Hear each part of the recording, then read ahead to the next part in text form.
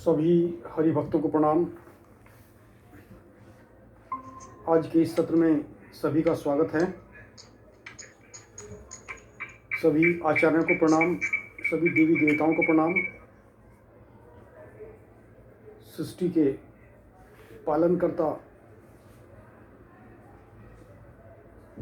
सृष्टि के जनक और सृष्टि के संहारकर्ता को प्रणाम। ग्रंथराज श्रीमद् भगवत गीता को प्रणाम। तो आइए आज का सत्र शुरू करते हैं। मंगलम भगवान विष्णु मंगलम गौतुज मंगलम पुंडरीकाक्ष मंगलाय तनोहरि।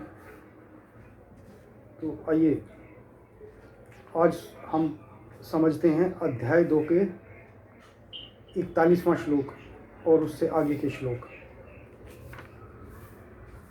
हमने अभी तक देखा कि कर्म बंधन और कर्म योग के बारे में श्री कृष्ण ने अभी शुरुआत की है अर्जुन को बताने की, और आगे के 41 श्लोक और बाकी के जो श्लोक हैं उसमें यह बुद्धि किस प्रकार से हमें भ्रमित करती है और किस प्रकार से सद्बुद्धि का प्रयोग करके परमपिता के उस लोटस फीट को प्राप्त कर सकते हैं, उसके बारे में बताया गया है। तो शुरुआत करते हैं अध्याय नंबर 2 श्लोक संख्या 41। व्यवसाय आत्मिका बुद्धिरे एकः कुरु नंदनः बहुशाखा हयनन्ताश्च बुद्धयो अव्यवसायी नाम। व्यवसाय आत्मिका मतलब व्यवसाय, किसी धंधे में लगे रहना, मतलब कृष्ण भावना अमृत में स्थिर जिसकी बुद्धि है। बुद्धि मतलब बुद्धि एकमात्र। यह इस संसार में कुरुनंदन, हे कुरुओं के प्रिय पुत्र, बहुशाखा अनेक शाखाओं में विभक्त, हयनन्ताश्च ही निसंदेह अनंत असीम च भी बुद्धि अव्यवसायी नाम, जो कृष्ण भावना अमृत में नहीं है। तो इसमें 2 विषम टर्म्स यूज़ किए हैं, एक व्यवसाय आत्मिका और अव्यवसाय आत्मिका। तो व्यवसाय आत्मिका मतलब जो कृष्ण भगवान के भावना अमृत में स्थिर है, उन्हीं वंदन में लगा रहता है, और अव्यवसायी नाम जो कृष्ण भावना अमृत में नहीं है। जैसे व्यवसाय होता है, धंधा होता है, धंधे में लगे रहना और धंधे में नहीं लगे रहना, उससे भी आप देख सकते हैं। तो इसका अर्थ हुआ जो इस मार्ग पर चलते हैं वे प्रयोजन में दृढ़ रहते हैं और उनका लक्ष्य भी एक होता है। हे कुरुनंदन, जो दृढ़ प्रतिज्ञ नहीं हैं उनकी बुद्धि अनेक शाखाओं में विभक्त रहती है। तो इसको समझते हैं ये क्या कहना चाह रहे हैं यहाँ पे। तो अभी इसके परपर्ट पे आते हैं, और अब हम 2 ही गीताओं का अध्ययन किया करेंगे। एक तो मैं सबसे पहले AC भक्ति वेदांत प्रभुपाद स्वामी इस्कॉन के संस्थापक आचार्य भगवत गीता यथारूप से ले रहा हूँ परपर्ट, उनका तात्पर्य है। तो इन्होंने चैतन्य चरित अमृत का भी रेफरेंस दिया है और बाकी और गुरुओं का भी रेफरेंस दिया है, वो मैं बताता हूँ क्या दिया है। यह दृढ़ श्रद्धा कि कृष्ण भावनामृत द्वारा मनुष्य जीवन की सर्वोच्च सिद्धि प्राप्त कर सकेगा, व्यवसात्मिका बुद्धि कहलाती है। तो ये व्यवसाय आत्मिका बुद्धि का क्या मतलब है? जो कृष्ण की भावना में पूरा रत है। चैतन्य चरितामृत में कहा गया है 22वें अध्याय के 62वें श्लोक में, श्रद्धा शब्द विश्वास कहे सुदृढ़ निश्चय कृष्ण भक्ति कैले सर्वक्रम कृत है। श्रद्धा का अर्थ है किसी अलौकिक वस्तु में अटूट विश्वास। जब कोई कृष्ण भावनामृत संघ का कार्य में लगा होता है तो उसे परिवार, मानवता या राष्ट्रीय से बनकर कार्य करने की आवश्यकता नहीं होती। तो जो परिवार है, राष्ट्रीयता है, मानवता है, उन सब से ऊपर की चीज़ है कृष्ण भावनामृत की। और कृष्ण भावनामृत संघ भी हैं, पूर्व में किए गए शुभ अशुभ कर्मों के फल ही उसे सकाम कर्मों में लगाते हैं। जब कोई कृष्ण भावनामृत में संलग्न हो तो उसे अपने कुछ चीज़ों का बाकी चीज़ों का उसे ख्याल नहीं रखना चाहिए, वो सब ऑटोमेटिक हो जाते हैं। उसे अपने कार्यों के शुभ फल के लिए प्रयत्नशील नहीं रहना चाहिए। जब कोई कृष्ण भावनामृत में लीन होता है उसके सारे कार्य आध्यात्मिक धरातल पर होते हैं, क्योंकि उनमें अच्छे तथा बुरे का द्वैत नहीं रह जाता। कृष्ण भावना अमृत की सर्वोच्च सिद्धि देहात्म बुद्धि का त्याग है। कृष्ण भावना अमृत की प्रगति के साथ क्रमशः यह अवस्था स्वतः प्राप्त हो जाती है। तो कृष्ण भावना भक्ति भावित व्यक्ति का दृढ़ निश्चय ज्ञान पर आधारित है। वासुदेव है सर्वम इति स महात्मा सुदुर्लभः। कृष्ण भावना भावित व्यक्ति अत्यंत दुर्लभ जीव है जो भली भांति जानता है कि वासुदेव या कृष्ण समस्त प्रकट कारणों के मूल कारण हैं। तो कारणों के कारण कृष्ण वासुदेव हैं। जिस प्रकार वृक्ष की जड़ सींचने पर स्वतः ही पत्तियों तथा टहनियों में जल पहुंच जाता है, उसी प्रकार कृष्ण भावना भावित होने पर मनुष्य प्रत्येक प्राणी की अर्थात अपने परिवार की, समाज की, मानवता की सर्वोच्च सेवा कर सकता है। तो कहा गया जैसे जड़ों में पानी देते हैं सब जगह पहुंच जाता है, तो कृष्ण भावना अमृत में यदि मनुष्य अपना हृदय लगाए तो उसका परिवार, मानवता, राष्ट्रीयता सब ऑटोमेटिक सर्व हो जाता है। यदि मनुष्य के कर्मों से कृष्ण प्रसन्न हो जाए तो प्रत्येक व्यक्ति संतुष्ट होगा। किंतु कृष्ण भावनामृत में सेवा गुरु के समर्थन निर्देश में ही ठीक से हो पाती है, क्योंकि गुरु कृष्ण का प्रमाणिक प्रतिनिधि होता है जो शिष्य के स्वभाव से परिचित होता है और उसे कृष्ण भावनामृत की दिशा में कार्य करने के लिए मार्ग दिखा सकता है। तो गुरु की महत्ता पे इन्होंने कहा है। अतः कृष्ण भावनामृत में दक्ष होने के लिए मनुष्य को दृढ़ता से कर्म करना होगा और कृष्ण के प्रतिनिधि की आज्ञा का पालन करना होगा। कृष्ण का प्रतिनिधि है गुरु, उसे गुरु के उपदेशों को जीवन का लक्ष्य मान लेना होगा। श्रील विश्वनाथ चक्रवर्ती ठाकुर ने गुरु की प्रसिद्ध प्रार्थना में उपदेश दिया है, यस्य प्रसादाद भगवत प्रसादो यस्य प्रसादन्न गति कुतोपि ध्याय अनसद्दु वंशस्तस्य यशि संध्यम वंदे गुरु श्री चरणारविंदम। गुरु की दृष्टि से भगवान भी प्रसन्न होते हैं। गुरु को प्रसन्न किए बिना कृष्ण भावनामृत के स्तर तक पहुंच पाने की कोई संभावना नहीं रहती। अतः मुझे उनका चिंतन करना चाहिए और दिन में 3 बार उनकी कृपा की याचना करनी चाहिए और अपने गुरु को सादर नमस्कार करना चाहिए। किंतु यह संपूर्ण पद्धति देहात्म बुद्धि से परे सैद्धांतिक रूप में नहीं वरन व्यवहारिक रूप में पूर्ण आत्मज्ञान पर निर्भर करती है। जब सकाम कर्मों से इंद्रिय तृप्ति की कोई संभावना नहीं रहती, जिसका मन दृढ़ नहीं है वही विभिन्न सकाम कर्मों की ओर आकर्षित होता है। तो अभी मैं इसका एक 2-3 चीज़ें और बताता हूँ। तो इसमें पहले यहाँ पे कुरुनंदन कहा गया है। कृष्ण अभी अर्जुन का एक और नाम इस श्लोक में है कुरुनंदन, कुरुओं के प्रिय पुत्र। तो जो कृष्ण, जो पांडव और कौरव थे, इनके जो एंसेस्टर्स थे, एक तो इनको पुरुवंश भी बोलते हैं और कुरुवंश भी बोलते हैं। तो कुरुवंश में दोनों आते हैं। कुरुवंश का जो छठी जनरेशन थी वो राजा शांतनु की थी और कुरुओं को कौरव भी कुरुवंश के हैं, पांडव भी कुरुवंश के हैं। तो कुरु जो राजा थे उनके नाम पे ही कुरुक्षेत्र पड़ा है। कुरुक्षेत्र क्यों है? क्योंकि कुरुक्षेत्र एक ऐसा क्षेत्र, ऐसी पवित्र भूमि है जहाँ भगवान कुरु ने सालों सालों तक बहुत ज़्यादा तप किया। और उस समय कुरु जंगल, जब इसको बोलते थे, चंद्रवंशी सम्राट थे, जब कुरुक्षेत्र में एक कुरु पूरा का पूरा जंगल था जहाँ पे कुछ पैदा नहीं होता था, तो भगवान से उन्होंने प्रार्थना की, राजा कुरु ने, कि भाई इस पृथ्वी पर एक ऐसा ही एक प्रदेश है जहाँ पे पूरा जंगल है, जहाँ पे कुछ यहाँ की भूमि उपजाऊ नहीं है, तो मैं क्या करूँ। तो बहुत ज़्यादा भक्ति की इन्होंने, पिनांस किया और शिव से उन्होंने बैल उधार लिए और यम से गाय ली, बफेलो ली और सोने के हल के साथ अपने खुद उस हल को चलाया कुरु भूमि को, जो इसको हम आजकल कुरुक्षेत्र बोलते हैं। और जो राजा कुरु थे वो ताप्ती नदी, जो सूरत में आपको पता होगा ताप्ती नदी है, वो उनकी माताजी थी और संवर्णम उनके पिताजी थे। तो संवर्ण और ताप्ती के जो पुत्र थे वो राजा कुरु थे। उन्होंने बहुत तपस्या करके और कहा भी विष्णु को कि मेरे शरीर का एक एक टुकड़ा इस भूमि के ऊपर डाल दिया जाए ताकि यह भूमि उपजाऊ हो जाए। जो इससे ये भूमि सेक्रीफाइस मांगती है, तो मैं सबसे पहले अपनी देह का सेक्रीफाइस करूँगा। उससे भगवान प्रसन्न हुए और कहा कि चलो इसमें ये वरदान देता हूँ, ये कुरुक्षेत्र की भूमि इतनी पावन और पवित्र है, जो भी यहाँ मरेगा या जिसकी मृत्यु होगी वो भगवत धाम को प्राप्त कर जाएगा। तभी ये जो कुरुक्षेत्र को ही भूमि पूरे भारतवर्ष में क्यों चुनी गई, ये उसका रीजन था महाभारत के युद्ध का। और इसमें एक और चीज़ बताया गया है कि व्यवसाय आत्मिका। तो जैसे एक दृढ़ निश्चय वाली जो बुद्धि है, एक दृढ़ निश्चय कब कर सकते हैं? यदि बुद्धि स्थिर हो। अस्थिर बुद्धि काफ़ी शाखाओं में विभाजित रहती है। जैसे कि एक आर्किटेक्ट है, उसे एक बंगला बनाने का कॉन्ट्रैक्ट मिला, अब उसने उसकी नींव डाल दी और उससे पहले उसने सोचा एक काम करता हूँ, एक यहाँ पे एक स्कूल भी एक भी खोल देता हूँ। तो अगले 2 महीने तक उसने बंगला छोड़ के स्कूल एक उसने खोल दिया। फिर ध्यान है एक तीर्थ के ऊपर भी मैं अभी चला जाता हूँ, तो वहाँ घूमने फिरने उसके बाद चला गया हूँ। फिर आया नहीं यार एक काम करते हैं, एक टेंट का डेकोरेशन का काम खोलते हैं, एक ऑटोमोबाइल का काम खोलते हैं। तो बुद्धि स्थिर नहीं थी, तो हर एक काम अपूर्ण था। और एक जो दूसरा आर्किटेक्ट था उसने एक बंगला बनाया, पहले जब तक उसे कंप्लीट नहीं किया उसने आगे अपना जो ध्यान था अच्छे उसी बंगले के ऊपर बनाया, उसको बनाया।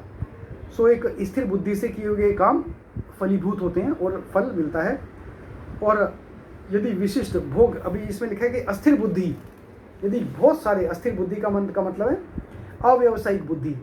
जैसे हम व्यवसाय बोलते हैं ना, धंधे में लगो, धंधे में लगो, धंधे का मतलब है इस बुद्धि को स्थिर करना।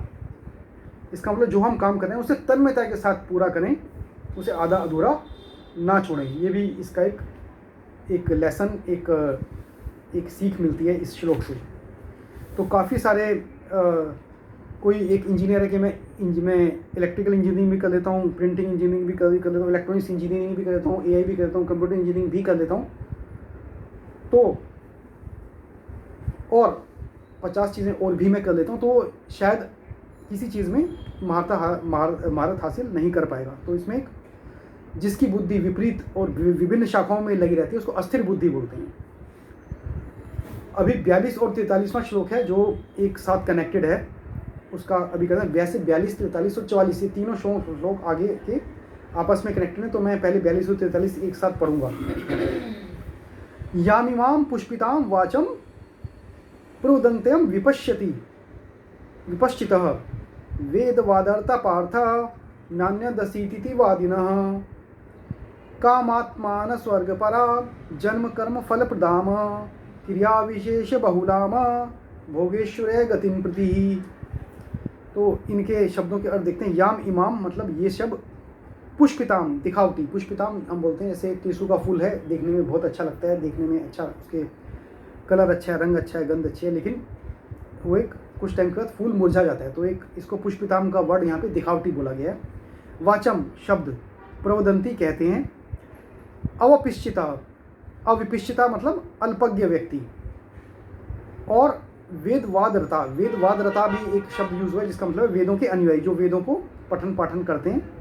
वेदवादरता, हे पार्थ, पार्थ फिर से अभी पिछले श्लोक में कुरुनंदन बोला था, इस श्लोक में फिर से पार्थ बोला है। पार्थ मतलब प्रथा के पुत्र को पार्थ बोलते हैं अर्जुन को। न कभी नहीं अन्य कुछ अस्ति है इति, इस प्रकार वादिना, वादिना मतलब जो बहुत ज़्यादा बोलते हैं, बोलने वाले।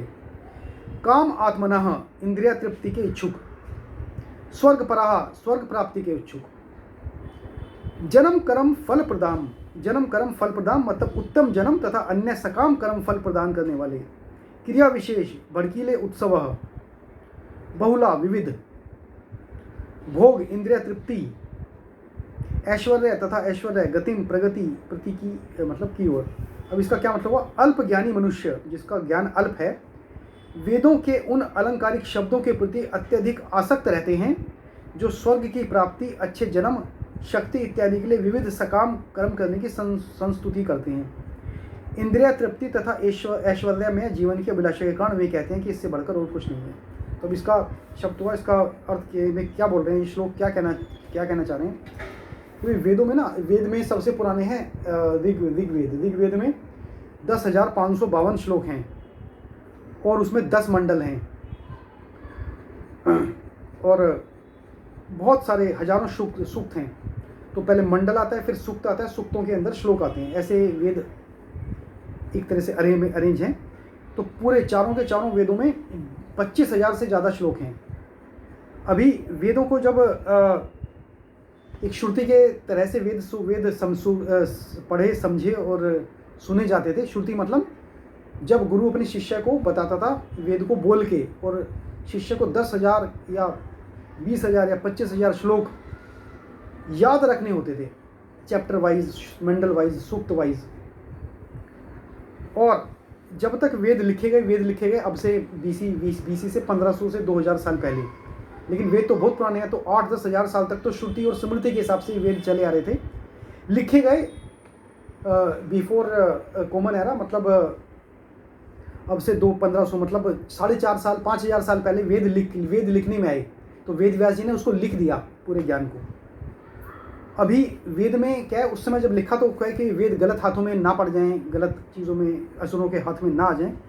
तो वेदों के 2 तरीके से समझ सकते हैं। तो कॉमन आदमी के लिए वेद, और जो ऐसे श्लोक थे जो जिसको एसोटेरिक मीनिंग बोलते हैं, मतलब जो सूक्ष्म ज्ञान है, गुप्त ज्ञान है, गुण ज्ञान है, जो सिर्फ उन्हीं को समझ में आएगा जो इसके इच्छुक हैं, जो पूरी जिनकी भावना वेद को समझने सीखने की है, जो जिससे ज़्यादा तबाही हो सकती है, ज़्यादा प्रोस्पेरिटी या ज़्यादा डिस्ट्रक्शन हो सकता है, वो सब उन्हीं लोगों को कहा जो उसको बिल्कुल इच्छुक थे। तो वेद के सारे श्लोक सभी लोगों के लिए नहीं हैं।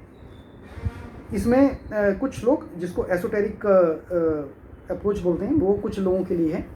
तो इसमें क्या है कि वेद में हर एक चीज़ दी है कि संपत्ति कैसे प्राप्त करें, वेल्थ कैसे प्राप्त करें, इंद्रियों के सुख के लिए क्या करना चाहिए, पृथ्वी को कैसे प्राप्त करें, पद कैसे प्राप्त करें, मान कैसे प्राप्त करें, किसी देवता को कैसे खुश करें, ज्ञान, बुद्धि, संपदा, वेल्थ, हेल्थ, वो सब कैसे है, वो सब वेदों में लिखा हुआ है। तो कुछ लोगों ने कहा कि भाई उन्हीं चीज़ों को पढ़ लेते हैं, भाई सबको मेटलिस्टिक चीज़ों की ज़्यादा कामना और लालसा रहती है, तो वेदों में उन्हीं श्लोकों को दोहराया जिससे वो मिल जाए, और वो मिल भी जाता है। तो इसमें ये कहा है कि स्वर्ग की प्राप्ति के लिए भी वेद में लिखा हुआ है कि स्वर्ग की प्राप्ति कैसे कर सकते हैं, अच्छा जन्म, इसके बाद अच्छा जन्म कैसे मिलेगा, शक्ति पावर चाहिए तो कैसे मिलेगी, पद कैसे मिलेगा, वो सब चीज़ें डिफाइंड है। उसके लिए कौन से डीटी का, कौन से देवता का आह्वान करना है, कौन से मंत्र उच्चारण कैसे करना है, वो सब मेंशन्ड है। तो उस चीज़ के लिए उन्होंने कहा कि कुछ लोग जो अल्पज्ञानी मनुष्य हैं वो तो इन छोटे सांसारिक सुखों में ही पढ़ के खत्म हो जाते हैं, ठीक है सब ज्ञान मिलेगा, वो सब मिलेगा, और वही इस चीज़ का संस्तुति कर देते हैं, जीवन खत्म, वो चलो अब मिल गया, लेकिन वो परम धाम को प्राप्त नहीं हो पाते। तो इंद्रिय तृप्ति और ऐश्वर्य में जीवन के लिए वो वेद का पठन पाठन करते हैं। तो इसमें लिखा हुआ, इसका तात्पर्य देखते हैं। साधारणतः सब लोग अत्यंत बुद्धिमान नहीं होते और वे अज्ञान के कारण वेदों के कर्मकांड भाग में बताए गए सकाम कर्मों के प्रति अत्यधिक आसक्त रहते हैं। तो सकाम कर्म है, जो से यदि आप कुछ भाई इंद्र की पूजा करता हूँ तो अपनी बारिश हो जाएगी, अपने यहाँ पर मेरे खेत पे बारिश हो जाएगी, तो सकाम कर्म है। तो वेद का उसने अनुष्ठान तो किया, वेद का पठन पाठन तो किया, श्लोक तो उसने दोहराए, लेकिन सकाम कर्म किया तो उसका फल लिमिटेड होता है। वो इस जन्म में, इसी जन्म में फल मिला और वो नष्ट हो गए, तो अगले जन्म में उसमें कुछ कैरी फॉरवर्ड करने के लिए कुछ होता नहीं है। तो इसको सकाम कर्म बोलते हैं। वो इन सकाम कर्मों के प्रति बहुत आसक्त रहते हैं। वे स्वर्ग में जीवन का आनंद उठाने के लिए इंद्रिय तृप्ति कराने वाले प्रस्तावों से अधिक और कुछ नहीं चाहते, जहाँ मदिरा तथा तरुणियाँ उपलब्ध हैं और भौतिक ऐश्वर्य सर्वसामान्य। तो दुनिया के सारे ऐश्वर्य, सारे सुख के लिए जो अवेलेबल है स्वर्ग में, तो मैक्सिमम के स्वर्ग के लिए भी जा सकते हैं। तो ये जो भौतिक सुख के लिए जो प्राप्त करते हैं, सकाम कर्म करते हैं, उसका फल बहुत लिमिटेड है। इसी जीवन में वो सकाम कर्म मिल जाएगा, कर्म का वेदों का पाठ करोगे सकाम हो जाएगा, लेकिन उससे जीवन मुक्ति नहीं हो सकती। तो जो जीव मुक्ति का कार्य है, वेदों में से आप स्वर्ग लोक तक पहुंच सकते हैं। और अनेक यज्ञों की संतुष्टि, जिसमें ज्योतिष्टोम यज्ञ है, एक ज्योतिष्टोम यज्ञ है, वो बहुत प्रमुख है, जो आपको स्वर्गलोक तक भी पहुंचा सकता है। लेकिन उससे आगे क्या, स्वर्गलोक से आगे भी इंद्र को भी कई बार स्वर्गलोक छोड़कर जाना पड़ा है, देवताओं को भी स्वर्गलोक से पतित होना पड़ा है। तो वो भी एक लास्ट डेस्टिनेशन मनुष्य का नहीं कहा गया है। वास्तव में वेदों में कहा गया है कि जो स्वर्ग जाना चाहता है उसे ये यज्ञ संपन्न करने चाहिए। और अल्पज्ञानी पुरुष सोचते हैं कि वैदिक ज्ञान का सारा अभिप्राय इतने हैं, तो वेदों को पढ़ लो, सारी संपत्ति, ऐश्वर्य, धन, हेल्थ, वेल्थ और पावर सब आ जाएगी, तो वो तो ठीक है। लेकिन उनको लगता है वेद खाली इसी के लिए है। तो ये बहुत लिमिटेड अल्पज्ञानी लोगों का ऐसा मानना है जो इस काम के लिए करते हैं। ऐसे लोगों के लिए कृष्ण भावनामृत के दृढ़ कर्म में स्थित हो पाना अत्यंत कठिन है। तो जिस प्रकार मूर्ख लोग विशाल वृक्षों के फूलों के प्रति बिना यह जाने कि इसके आकर्षण का फल क्या होगा आसक्त रहते हैं, उसी प्रकार अज्ञानी व्यक्ति स्वर्गिक ऐश्वर्य तथा तज्जनित इंद्रिय भोग के प्रति आकृष्ट रहते हैं। तो आपको मिल जाएगा, लेकिन वो बहुत लिमिटेड गोल है एक ह्यूमन लाइफ का। वेदों के कर्मकांड भाग में, वेदों में क्या है कि वेदों को कर्मकांड की दृष्टि से भी देखना नहीं चाहिए। वेदों में एक प्रोसेस बताया गया है, लेकिन वेद कर्मकांड और इस प्रोसेस से कहीं ऊपर हैं। तो एक किसी भी धर्म है, किसी भी अपना उसमें फिलॉसफी में ये क्लियर कहा गया है कि मनुष्य जन्म जो है, मनुष्य जन्म का जो अल्टीमेट गोल है वो है मुक्ति को प्राप्त करना, जिसको स्थित प्रज्ञा बोलते हैं, अरिहंत बोलते हैं, जन्म मृत्यु के बंधन से छुटकारा बोलते हैं, जीव मुक्त बोलते हैं। उस लेवल तक जाना है, और ये उससे पीछे की बहुत बहुत पहले की जर्नियाँ हैं। वेदों के कर्म कांड भाग में कहा गया, अपाम सोमामृता भूम तथा अक्षयम ह वै चातुर्मास्य जनिना सुकृतम भवती। दूसरे शब्द में, जो लोग चातुर्मास तप करते हैं, जो एक चातुर्मास आता है ना अपना सावन के टाइम पे एक चातुर्मास होता है, उसमें के अंदर क्या होता है कि जो जैनियों में वहाँ घूमना फिरना बंद कर देते हैं चातुर्मास में। नहीं तो जैनियों का एक धर्म में कहा गया है कि भाई घूमते रहो और ये इसको शिक्षा को फैलाते रहो। लेकिन चतुर्मास में वो नहीं, में वो जाते नहीं है।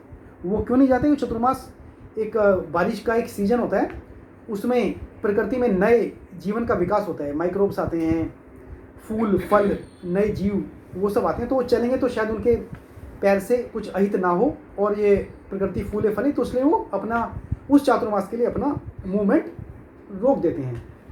तो क्या कहे कि जो लोग लेकिन वो तप तो करते हैं चतुर्मास में, तप तो करते हैं। जो चातुर्मास तप करते हैं वो अमर तथा सदा सुखी रहने के लिए सोमरस पीने के अधिकारी हो जाते हैं। तो सोमरस क्या बोलते हैं? एक सोम होता है, एक सो, एक होती है सुरा। तो जो देवता लोग हैं वो सोमरस का पान करते हैं, और जो असुर हैं वो सुरा का पान करते हैं। और जैसा अन्न वैसा मन, तो जो खान पान होता है वैसे ही विचार और वैसे ही एक्शन बनता है, में बनते हैं। तो यहाँ तक कि इस पृथ्वी में भी कुछ लोग सोमरस के लिए अत्यंत इच्छुक रहते हैं, जिससे मैं बलवान बने और इंद्रिय तृप्ति का सुख पाने में समर्थ हूँ। अभी कुछ बोलते हैं ना भाई, जब मेरे पास कुछ नहीं था, जब मेरे पास सब सुख भोगने का सामर्थ्य था, उस समय पैसा नहीं था, और जब पैसा आया तो शरीर ने साथ नहीं दिया, तो मैं कुछ सुख भोग ही नहीं सकता, कहीं जा नहीं सकता, चल नहीं सकता, कुछ खा नहीं सकता। डॉक्टरों ने ये मेरे को सपोर्ट किया, ये मना कर दिया, ये नहीं कर सकते, ये स्वाद नहीं, सिर्फ उबला हुआ या बिल्कुल नीरस बेस्वाद खाना ही खा सकते हो।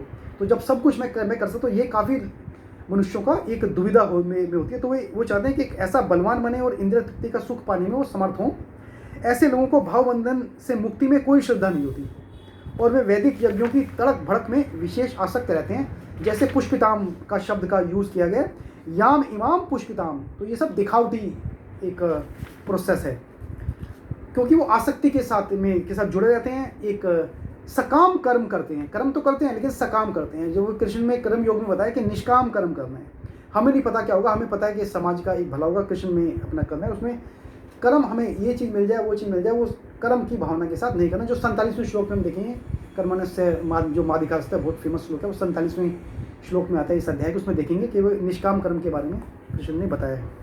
वे सामान्यतः विषय होते हैं और जीवन में स्वर्गिक आनंद के अतिरिक्त और कुछ नहीं चाहते। भाई सब जो सुख मिल जाए, एक जो चारवाक फिलोसफी थी वो यही कहती है, जावत जीवेत सुखम जीवेत घृतम दृढ़म कृत्वा घृतम पिबेत।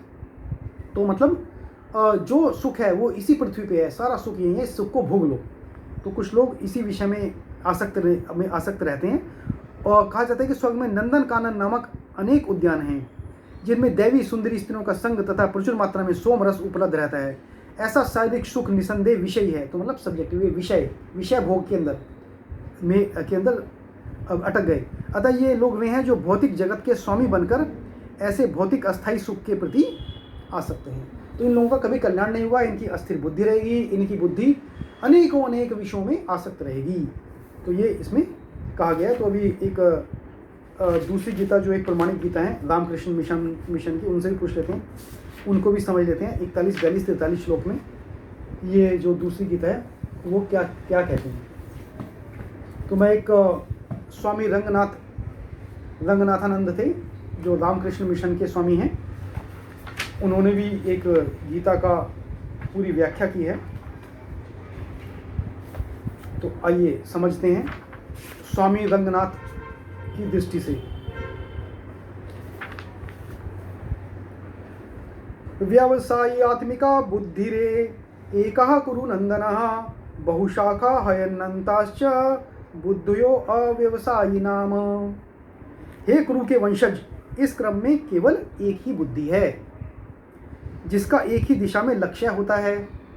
लक्ष्य विहीनों के उद्देश्य अनेक और बहुत सी शाखाओं वाले होते हैं। जैसे मैंने शुरू में बताया कि लक्ष्य विहीन है, जिसको एक मनुष्य, जो लक्ष्य मूवी भी अभी आई थी, तो उस समय उसे पता नहीं था क्या करना है। बुद्धि अनेक विषयों में थी, भाई ये कर लूँ, वो कर लूँ, ये क्या मेरा लक्ष्य है, क्या मेरे को करना है। आजकल के युवाओं के साथ भी ये काफ़ी ज़्यादा एक दुविधा रहती है, क्योंकि वो कहते हैं कि उनका लक्ष्य विहीन है। लक्ष्य विहीन मतलब जिनकी बुद्धि और उद्देश्य डिफाइंड नहीं है और बहुत सी शाखाओं में बुद्धि बटी रहती है। तो ये कहा गया है कि इस क्रम में एक ही बुद्धि, यदि आप कृष्ण भावनामृत में लगाएं तो केवल एक ही बुद्धि है और इसका एक ही लक्ष्य होता है। वो क्या है वो बताए। एक को कहते हैं व्यवसायी और दूसरा होता है अव्यवसायी। व्यवसाय का अर्थ है लगन, प्रयास, दृढ़ निश्चय। तो है ना, अरे भाई मैं तो व्यवसाय करता हूँ, मैं तो धंधे के ऊपर जा रहा हूँ, मैं तो व्यवसाय करने जा रहा हूँ। तो इसका मतलब क्या है, इसका जो एक स्पिरिचुअल मीनिंग है, इसका मतलब है दृढ़ लगन और प्रयास। तो मैं जो भी कुछ करूँगा, चाहे मैं 4 चीज़ें करता हूँ, पूरे प्रयास, दृढ़ लगन और निश्चय के साथ करूँगा, तो इसको व्यवसाय बोलते हैं। इसका विलोम है अव्यवसाय। यहाँ इस बुद्धि योग दर्शन में व्यवसाय आत्मिका बुद्धि होती है। तो मतलब एक बुद्धि है जिसको व्यवसाय आत्मिका, जो असली अपने लक्ष्य को पाने के लिए लगी रहती है, व्यवसाय आत्मिका बुद्धि, और अव्यवसाय आत्मिका बुद्धि जो काफ़ी विषयों में बटी रहती है। एक दृढ़ निश्चय की बुद्धि, व्यवसाय का अर्थ है निश्चय, एक दृढ़ प्रयास, और दृढ़ प्रयास से ही सब संभव है। यह सब इसमें सम्मिलित है, आपको यही मिलती है, और वह एक है, ना कि 2 या 3 अथवा अनेक। तो समस्त कहते हैं इसकी बुद्धि 10 जगह अपना जाती है, तो बुद्धि जाए लेकिन वो दृढ़ निश्चय वाली होनी चाहिए। समस्त ऊर्जा संगठित और एकीकृत है। मानव शरीर की ओर देखिए, मनुष्य शरीर में कितनी विविधताएं हैं। अभी एक कोशिका से लेकर तंत्र का बड़े से बड़ा अवयव सभी कुछ विविध है। तो मिलियंस एंड मिलियंस सेल्स हैं हमारी बॉडी में। तो एक सेल का अपना एक कार्य है। एक जो हार्ट की सेल्स हैं वो मिलके हृदय का कार्य करती हैं। आँख की जो सेल्स हैं वो मिलके देखने का कार्य करती हैं। कान की जो कोशिकाएं हैं वो सुनने का कार्य करती हैं। तो एक छोटी सी कोशिका जो उनको इलेक्ट्रॉन माइक्रोस्कोप से देखते हैं एक सेल को, ऐसी लाखों बिलियंस एंड ट्रिलियंस ऑफ कोशिकाएं मिलके एक बहुत बड़ा कार्य कर देती हैं। और वो एकीकरण है, वो हमारा एकीकरण है। मतलब वो सबको एक कोशिकाओं को एक मिलके काम करना होता है। यानी कि एक आदमी कुछ एक तरफ जा रहा है, एक आदमी एक तरफ खींच रहा है, एक आदमी एक तरफ जा रहा है, वो सब कोशिकाएं एक ही दिशा में कार्य करती हैं। प्रत्येक अवयव के लिए कार्य कर रहा है। अभी आँख देख रही है और मुंह बोल रहा है, तो मैं भी जो कार्य कर रहा हूँ, मेरी आँख देख रही है श्लोक और मुंह उसको बोल रहा है, तो एक अवयव है। मेरा स्पीच, मेरा जो देखने का जो मेरा दृश्य है वो स्पीच को सपोर्ट कर रहा है। तो इसी प्रकार से एक अवयव, हमारा मेरा सांस ऑटोमेटिक हो रहा है, तो वो ऑटोमेटिक काम चल रहा है। हृदय की धड़कन ऑटोमेटिक हो रही है, हृदय अपने आप, ये हाथ अपने आप चल रहा है। तो एक अवयव पूरे कोऑर्डिनेशन में काम करता है। यानी कि एक हाथ बोलेगा मैं तो मुंह को खाना नहीं दूंगा, एक हाथ बोलेगा मैं तो मुंह को खाना दूंगा। हम ऐसे नहीं करते, क्योंकि एक इसमें एकीकरण है, एकत्व है, पूर्णत्व का एक भाव है। यहाँ विभिन्नीकरण और एकीकरण है, जैसा आधुनिक शरीर विज्ञान कहता है विकास, विभिन्नीकरण और एकीकरण। तो विभिन्नता में एकीकरण हो रहा है। सब चीज़ें, हार्ट अलग है, कान अलग है, लेकिन विभिन्नता है, लेकिन एकीकरण हो रहा है। इसी प्रकार जब आप अपना आंतरिक जीवन निर्मित करते हैं, वही होना चाहिए विभिन्नीकरण और तीव्र एकीकरण। यह एकीकरण है जो यहाँ उल्लिखित हुआ है। एकः कुरु नंदनः, यह व्यवसाय आत्मिका बुद्धि हे अर्जुन, इस योग के दर्शन में एक ही है। तो एक ही बुद्धि योग का एक ही दर्शन देखती है, लेकिन साधारण जीवन में बहुशाखा हयंताश्च बुद्धयो अव्यवसायी नाम, वे जो कि अव्यवसायी हैं, मतलब जो धंधे में नहीं लगे हैं, धंधे मतलब जिनकी बुद्धि उस एकीकरण में नहीं लगी है, उस प्रकार के निश्चय के, जिनका दृढ़ निश्चय नहीं है, उनका मन बिखरा हुआ है, उनका मन बिखरे हुए कार्य करते हैं। कोई ऊर्जा आपस में दूसरी ऊर्जा को सपोर्ट नहीं करती, कोई ऊर्जा ऐसे तंत्र में विकसित नहीं होती, प्रत्येक वस्तु बिखरी हुई है। इसको अव्यवसायी आत्मिका बुद्धि बोलते हैं। मन की 2 स्थितियाँ होती हैं, एक बिखरी हुई स्थिति और दूसरी सिमटी हुई स्थिति। योग की समस्त शिक्षा में योग मतलब संपूर्ण, योग मतलब प्लस, योग करना, जोड़ना। तो ये पूर्ण और एकीकरण की बात योग बताता है। तो हम सिमटी हुई स्थिति की बात करते हैं जब योग की बात करते हैं। इस समस्त ऊर्जा को समेटिए। साधारण जीवन में मन हजारों दिशाओं में बिखरा हुआ होता है। अब हम एक आंख बंद करी तो अचानक 1000 विचार आ जाएंगे। 5 मिनट बाद की तो जिस चीज़ के लिए हम सोच रहे हैं वो विचार चला जाएगा और 100 विचार दिमाग में आएंगे। इसलिए मन के पास वह ऊर्जा नहीं होती। कृष्ण कहते हैं कि इस कर्म योग में, कार्य के दर्शन में हमें इस प्रकार की बुद्धि का विकास करना होगा। कौन सी बुद्धि का? एकीकृत बुद्धि। एकीकृत बुद्धि मतलब ए लेवल ऑफ हायर कॉन्शियसनेस, एक लेवल की कॉन्शियसनेस है, उससे हायर एंड सुपर कॉन्शियसनेस की स्टेट पर अपने को जाना है। यह एक अद्भुत विचार है, क्योंकि दूसरी स्थिति में बहुशाखा हयंताश्य बुद्धो अव्यवसायी नाम लक्ष्य विहीन प्रकार में मन हजार दिशाओं में बिखरा हुआ होता है। अतः उसमें जब मनुष्य हजार दिशा में हो तो ऊर्जा भी हजार तरह से हमारी बिखरी हुई है, वो ऊर्जा एक साथ काम नहीं कर सकते। जैसे कि हम कहें कि भाई 110 वोल्ट में 220 वोल्ट में कोई हमारा एक ट्यूबलाइट जलती है, 40 वोल्ट में मेघ जलती है, तो मैं 1 वोल्ट का एक करंट दूंगा तो ट्यूबलाइट जलेगी नहीं, उसे 40 वोल्ट ही चाहिए। अब मेरे पास 40 वोल्ट तो है, लेकिन एक एक वोल्ट करके अलग अलग है। अब मैं 1 वोल्ट को मैं जोड़ भी नहीं सकता उन्हें। अब मैं एक एक 40, मेरे पास शक्ति तो है, लेकिन मैं ट्यूबलाइट जला नहीं सकता जब तक कि मैं उन एक एक वोल्ट करके उनको एकीकरण करूँ और 40 वोल्ट इकट्ठा करके ट्यूबलाइट को दूँ। इसी प्रकार से ये उन्होंने कहा है कि जिसमें कोई ऊर्जा विकसित नहीं होती, हमें यहाँ पर यही करना है। अतः यह श्लोक हमारे अंदर उस एकीकृत मानसिक ऊर्जा को विकसित करने का विचार हमारे समक्ष लाता है। यह वहाँ बिखरी हुई नहीं होनी चाहिए और मन हमें स्वयं विकसित करना है। और ये जो हमारे सबके मन में वो लाइट बिखरी हुई है, वो वोल्ट बिखरे हुए हैं, और हमें लेकिन इसको विकास करना है। यह मानव विकास और जीवन के लिए एक स्वस्थ दर्शन का आधार है। बहुशाखा हयंताश्च, एक मन जो बहुशाखा में है और बिखरा हुआ है। हमारे मन में इसको कहें साइलेंसिंग द माइंड। कुछ स्वामी लोग साइलेंसिंग द माइंड की बात करते हैं। पहले दिमाग को नए विचार से करने से दिमाग को पूरा विचार रहित कर दो, तो विचार रहित, ना ही तो कोई नया विचार आ पाए, ना नया कोई विचार चला जाए और नया विचार आना पाए। शून्य की स्थिति जिसको बोलते हैं साइलेंसिंग, माइंड बिल्कुल साइलेंस में चला गया है। महान मन में उदाहरणार्थ गांधी जी के ऊर्जाओं का दृढ़ एकीकरण होता है। एक ही मन, न कि 2 या 3, और वह मन अनेक क्षेत्रों में कार्य करता है, लेकिन मन एक ही है। मन लेकिन बहुत चंचल है। मन एक ऐसा है जिसको कंट्रोल करना बहुत मुश्किल है। ये एक ऐसा है, उससे भी मुश्किल है। जैसे आप एक जंगल में गए और एक जंगली घोड़ा है, उसको कंट्रोल करना है। बिल्कुल जंगली घोड़ा, वो इतनी तेज़ भाग रहा है, अपनी सींग मार रहा है, अपने साथ अपने खुर उठा के हमला कर रहा है। उसको एक साधारण मनुष्य का जो मन है उस जंगली घोड़े को कंट्रोल करने से भी ज़्यादा मुश्किल है। किसी स्त्री या पुरुष ने समस्त मानसिक ऊर्जा अपने अंदर एकीकृत कर ली है तो इस प्रकार के व्यक्ति के प्रभाव की शक्ति महान होती है। तो जिन महान साधु संत हैं उनमें ये ऊर्जा देखने को मिलती है। और वो जो ऊर्जा जब आती है तो कहते हैं इसका ऑरा चमक रहा है, इसके फेस के ऊपर बहुत ज़्यादा एक चमक है। तो क्योंकि वो उसने उतनी उस ऊर्जा को पूरी बॉडी में एकीकृत किया हुआ है, वो ऑटोमेटिक हो जाता है ऑरा। अतः हमें भी इस प्रकार की क्षमता का विकास करना चाहिए जो हजारों उद्देश्यों को लेकर बिखरी हुई न हो, क्योंकि हर एक उद्देश्य को केवल थोड़ी ही ऊर्जा मिल पाती है। यदि हम एक उद्देश्य को देखें और सारी ऊर्जा एक ही उद्देश्य